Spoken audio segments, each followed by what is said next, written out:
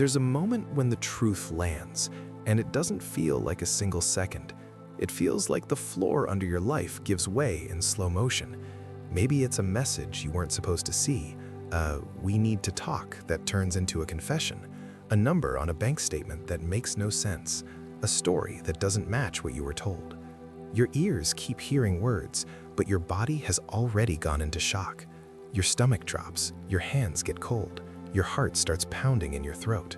You can hear them talking or see the screen in front of you, but it's like you've stepped a few inches outside of your own body. Part of you wants to scream, part of you wants to run, part of you feels completely numb.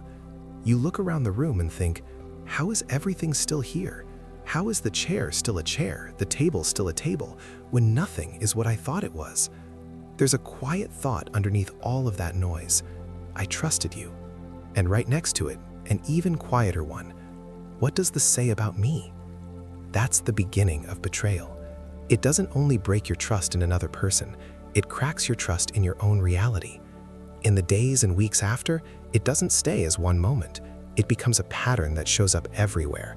In romantic relationships, betrayal might look like discovering messages, lies, or a double life. On the outside, you might still be going to work, posting, answering "I'm okay" when people ask. On the inside, you replay every conversation. Was that when it started? How did I miss this? You question your own memory, you question your instincts. You might still sleep next to the person who hurt you, or you might be suddenly alone. But either way, the sense of safety you once had is gone. At work, betrayal can be a coworker taking credit for your ideas, a boss promising a promotion and then giving it to someone else, a colleague sharing something you told them in confidence. You show up to meetings and smile tightly, but inside you're thinking, I can't trust these people. You might start guarding your words, holding back your best ideas, or overworking to prove something. Part of you feels foolish for ever believing you were valued. In family, betrayal can be realizing that someone who was supposed to protect you didn't. Maybe a parent dismissed your pain, sided with someone who hurt you, or revealed private information. Maybe they rewrite history, telling you it wasn't that bad, or you're too sensitive, leaving you wondering if your own memories are reliable.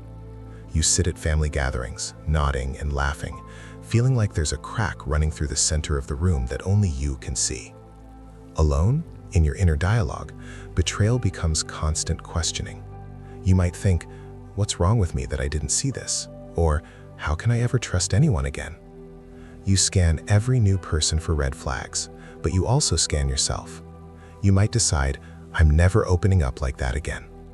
It feels like you're protecting yourself, but it also feels like you've locked yourself in a room with your pain. To understand how to heal, it helps to see where these reactions come from.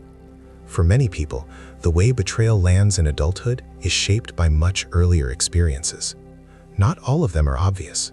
Sometimes they're subtle lessons that repeat until they become rules. A girl grows up in a home where promises are often broken. A parent says, I'll be there, and doesn't show up. They say, you can tell me anything, and then use her secrets in an argument. She learns that adults can say loving words and still act in ways that hurt. To cope, she starts minimizing her own needs. She tells herself, it's not a big deal, even when it is. As an adult, when someone betrays her, it doesn't just hurt in the present, it taps into that old belief. If I depend on someone, I will get hurt. A boy is told, we don't talk about family stuff outside this house, while watching unfair or painful things happen at home. He learns that loyalty means silence. He might see a parent betray another, or a sibling blamed for something they didn't do, and he's told to keep it quiet. He starts to believe that protecting the image of the relationship is more important than protecting his own sense of truth. As an adult, when he's betrayed, he might hide it, even from himself. He might think, if I pretend it's fine, it will be fine, while a deeper part of him feels abandoned again. Culture also plays a role. Many of us were taught to be loyal no matter what, to forgive quickly, to not burn bridges, or to keep the peace at all costs. Admitting someone betrayed you can feel like you're the one causing trouble. You might worry about being seen as bitter, dramatic, or weak if you say, what happened to me was not okay. Psychologically, betrayal cuts into something very basic, your sense of safety and your sense of self. One helpful concept here is trust as a kind of inner contract. Trust isn't just, I believe you. It's, I believe I'm safe with you. I believe you will protect, not exploit what I give you. My time, my feelings, my body, my secrets, my effort. When someone breaks that, it's not only them you stop trusting. You may stop trusting your own judgment. If I chose you and you did this, what does that say about my choices? That's why betrayal can feel like your world is suddenly unstable. The story you had about your life, about that relationship, that workplace, that family, gets shattered. Your nervous system goes into high alert, scanning, replaying, trying to rewrite the story so it makes sense. In the present, this shows up in many ways. At work, you might find yourself overreacting to small things after a big betrayal. A colleague forgetting to CC you feels like deliberate exclusion. A delayed response from your manager makes your heart race. You might pull back, sharing less, doing the minimum, mentally checking out. Or you might go in the opposite direction, over-delivering to prove your value, trying to control every detail so you won't be blindsided again. In romantic relationships, betrayal often leaves you with a mix of anger, grief, and obsession. You might check phones, reread old messages, search for clues in your memory. You might interrogate, seeking every detail, hoping that understanding the timeline will somehow reduce the pain. At the same time, you might feel ashamed for staying or ashamed for leaving. You might swing between, I never want to see you again, and I miss what we had, which can feel confusing and even crazy-making. In new relationships, you might find yourself testing people. You make small demands to see how they respond. You pull away to see if they follow. You listen for certain phrases and watch for micro-expressions, almost like a human lie detector. On the surface, it looks like being cautious. Deep down, it's your nervous system trying to protect you from ever feeling that kind of shock again. In family, the aftermath of betrayal might look like avoiding certain relatives, going quiet in conversations, or having a tight, held tension in your body every time you see them. You may rehearse conversations in your head that you never have in real life. You smile in photos and then cry in your car. You might question whether you're allowed to set distance without being disloyal. Among friends, betrayal might take the form of gossip, broken confidences, or one-sided support. When a friend reveals something you told them in private or chooses someone else's version of a story over yours, you might feel suddenly unsafe in the entire friendship group. You start wondering, who can I actually trust? You might stop sharing, then feel alone, then tell yourself you're just too sensitive. Inside your mind, the signs of unhealed betrayal can be subtle but constant. Intrusive memories, sudden waves of anger, a tight chest when you think about certain names or places. You might have moments of rage you don't recognize in yourself, followed by shame. Or you might feel nothing at all, numb, flat, disconnected from your own story. You might hear yourself thinking, why does this still bother me so much, months or years later? Staying stuck here has a cost. You can become someone who expects betrayal everywhere, who either attaches too quickly to prove you're still lovable or refuses closeness to avoid any risk. You can get stuck in repeating the same arguments, replaying the same scenes in your head, telling and retelling the story without it moving. You might start to feel disconnected from who you were before it happened, like a part of you is frozen in that moment when the truth came out. So where is the value in all of this? It might sound strange to talk about value in betrayal, but there is something important hiding in the dark. Anger after betrayal is often a signal about boundaries. It says, something important to me was crossed. Your rage may be pointing to a place where you didn't know you were allowed to draw a line. It can show you what you will no longer tolerate. Numbness can be a sign of overload. If you feel nothing, it doesn't mean you don't care. It might mean you cared so much for so long that your system had to shut down to protect you. That numbness can be a clue that you need gentleness, not more pressure to move on. Distrust can point to places where you need new structures, clearer agreements, slower pacing, more transparency, better communication. Instead of seeing your suspicion as just a flaw, you can treat it as data. What would help me feel safe enough to try again? The goal is not to erase what happened or force yourself to forgive and forget before you're ready. The deeper work is integration, allowing the experience of betrayal to inform how you protect yourself, how you choose people, how you listen to your body, without letting it completely close your heart. Everyone has some version of this work. No one does it perfectly. You don't need a clean, shiny ending to prove you've healed. You need a way to live with what happened that doesn't erase you. Let's move into some practical steps for healing after betrayal. Think of these as invitations, not requirements. Take what fits, leave what doesn't. Come back to them when you're ready. First practice, name what happened without softening it. This helps because betrayal often gets minimized by others and by you. It wasn't that bad. They didn't mean it. I should just get over it. Healing starts with telling the truth, at least to yourself. How to do it? In a journal or even in a note on your phone, write a simple, clear sentence that starts with "what happened was," then add "and what it did to me was." For example, what happened was my partner lied to me for 2 years about who they were talking to. And what it did to me was it made me doubt my intuition and feel like I can't trust my own judgment. Mini scene. You sit at your kitchen table, pen in hand, heart pounding as you write that sentence. You want to tone it down to make it sound less harsh, but when you read it back, a part of you relaxes a tiny bit. Finally, someone is telling the full truth, and that someone is you. What's hard? You might feel disloyal, dramatic, or scared of your own anger. If that comes up, remind yourself, naming reality is not the same as punishing someone. It's you stepping back into your own story. Second practice, track your triggers and body reactions. After betrayal, small things can set off big reactions. Understanding these helps you respond instead of just react. How to do it? For a week or two, notice when you get a sudden spike of emotion, anger, panic, jealousy, numbness. Write down what just happened, who was involved, what did you think in that moment, where did you feel it in your body. Example, you see your partner's phone light up and feel a jolt in your chest. You write, trigger, phone notification. Thought, here we go again. Body, heart racing, tight jaw. Mini scene. You're in a meeting and your boss praises someone else for an idea you started. Your stomach clenches, your face gets hot. Later you realize, this feels like when my old boss promised to promote me and didn't. You're not crazy. Your body is remembering.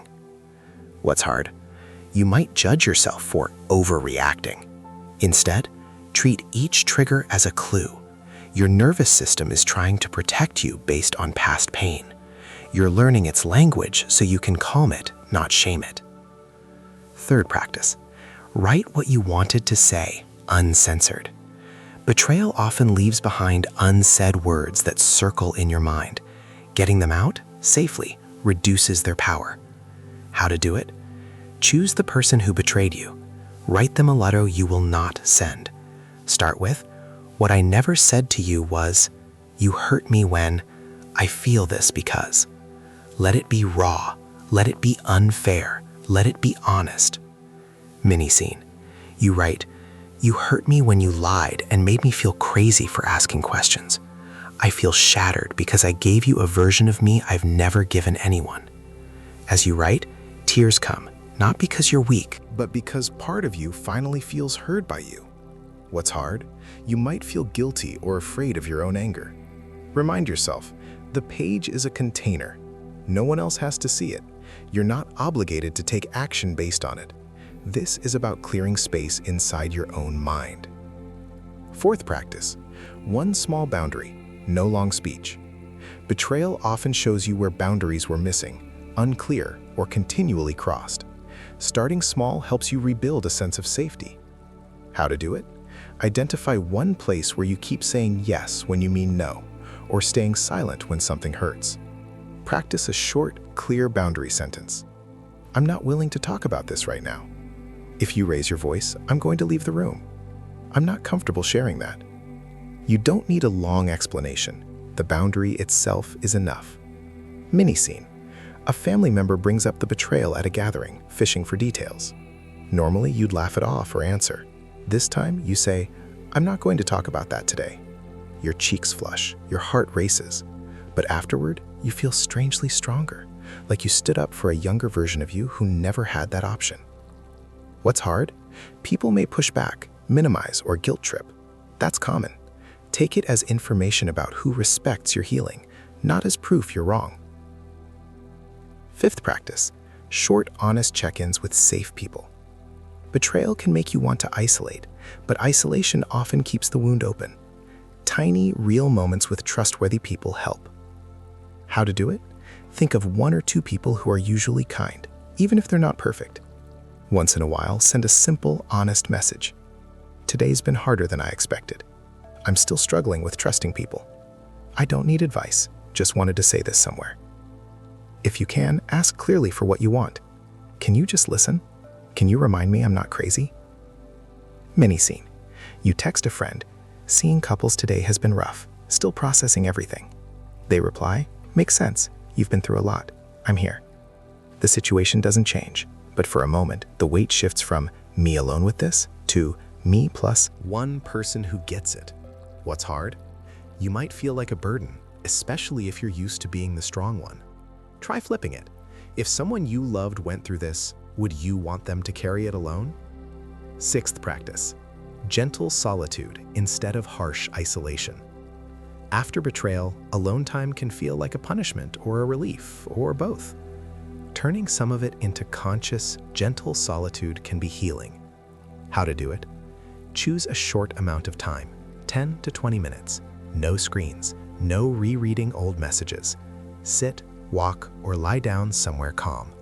Ask yourself, where do I feel this in my body right now? If this feeling could speak, what would it say?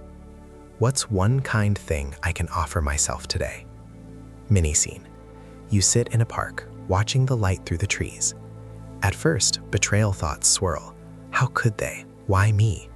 You don't argue with them. You just notice, of course my mind is here. This was big. You place a hand over your heart, not because it fixes anything, but because it's a small signal. I'm not abandoning you too. What's hard? You might want to run, into work, into distractions, into fantasies about revenge. Start small. Even 5 minutes of staying present with yourself is a big step. Seventh practice, a weekly no to rebuild self-trust. Betrayal often comes with feeling like your needs didn't matter. Saying no, even in small ways, is a way of telling yourself, I matter again. How to do it? Once a week, choose something you would normally agree to out of obligation or fear, and say no instead. Decline a social event you don't have energy for.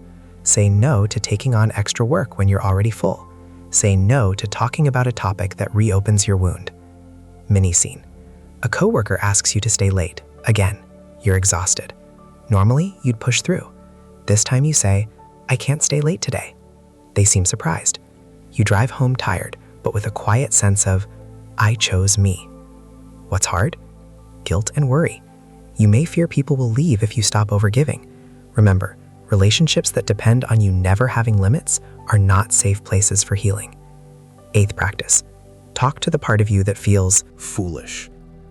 One of the most painful parts of betrayal is the shame of, how did I not see it? That part needs compassion, not blame. How to do it?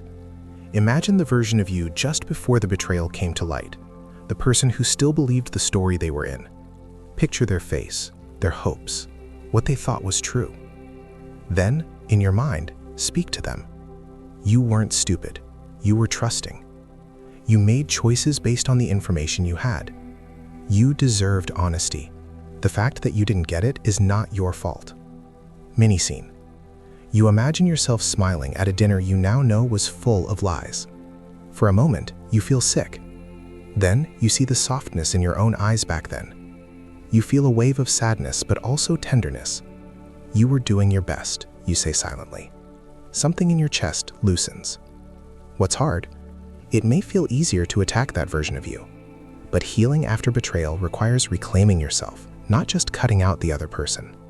Over time, with this kind of work, things begin to shift. Not in a neat, linear way, but in slow, real ways. You might still get triggered, but you recognize it faster. You say, this feels like that old wound, instead of, I'm losing it. You pause, breathe, use your tools. The trigger becomes a moment to practice, not proof that you haven't healed enough. Your relationships start to change. You may become less tolerant of half-truths, vague answers, or constant boundary crossing. Some people won't like the new you who asks questions, sets limits, and takes time to decide. Some relationships may fade or end. It's painful, but it can also feel like cleaning out a space that's been cluttered for years. New connections might feel awkward at first. You may move slower. You might say, "I've had my trust broken before, so I take my time." The right people will respect that. They won't rush you or call you too much for having scar tissue. Inside yourself, you may notice a softer shift. Less time spent replaying old scenes, more time paying attention to your actual day. Less energy spent trying to guess what other people will do, more energy available for your own interests, rest, and growth. Betrayal becomes part of your story, not the only chapter. And maybe, one day, you notice that you can think of what happened without your whole body going into alarm. There's still sadness, maybe some anger, maybe some lingering grief for the version of life you thought you were building. But there's also a sense of, I survived that. I learned from that. I am not only what was done to me. So come back for a moment to that opening scene. The shock, the room, the words that made everything tilt. From where you sit now, you might see a little more. You might see someone who, in that moment, lost a certain kind of innocence, but also stepped into a new kind of clarity. You might see the beginning of boundaries you hadn't yet discovered. You might see the first crack in a story that needed to break, so something truer could eventually grow. Betrayal is not something anyone would choose as a path to growth.